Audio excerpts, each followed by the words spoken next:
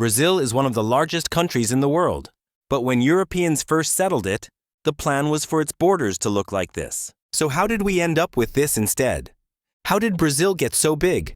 When Columbus got back from the New World, he landed in Lisbon. Since he'd already pitched the idea to the Portuguese before sailing, they knew his return meant one thing. He'd found a route to Asia. Now, of course, it wasn't Asia. It was a whole new continent, but nobody knew that yet. Portugal got ready to send a fleet over, to claim some land for themselves. Spain didn't love that idea, so they ran to the Pope.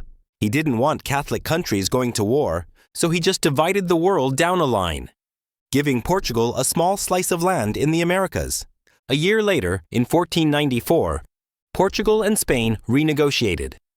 Portugal's claim expanded a bit, but still, it wasn't much. And for a while, things stayed that way. That is, until 1580. Portugal had a succession crisis, and Spain's king ended up taking the Portuguese throne. So now that both countries had the same ruler, arguing over borders didn't really matter anymore. That lasted until the Dutch showed up in the early 1600s. At this point, the Dutch were in open revolt against Spain. Before the war, the Portuguese had allowed Dutch ships to trade in Brazil. But once the fighting resumed, the king banned them. The Dutch didn't accept that, so they just showed up in Brazil and took some land, calling it New Holland. That didn't last long. Not long after Portugal got its independence back, they reclaimed Brazil too. But now the Portuguese wanted more.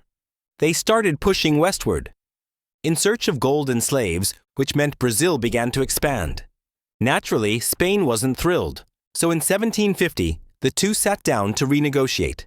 The New Deal gave Portugal a lot more land.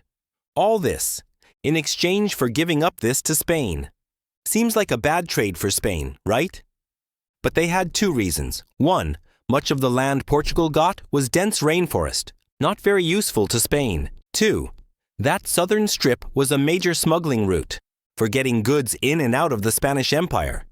And that was becoming a problem. Fast forward to the Napoleonic Wars. Both Spain and Portugal took a hit. Spain came out of it badly weakened, and the Portuguese royal family actually relocated to Brazil. While Spain's colonies started breaking away, this southern region declared independence, hoping to become a republic. Portugal didn't like that idea, and used the lack of a monarchy as a reason to invade. They took the territory and held it for a while, but by 1817, Brazil was on the path to independence. Still, it wouldn't hold on to that land for long. Britain wanted to stay on good terms with Buenos Aires, which also claimed the territory.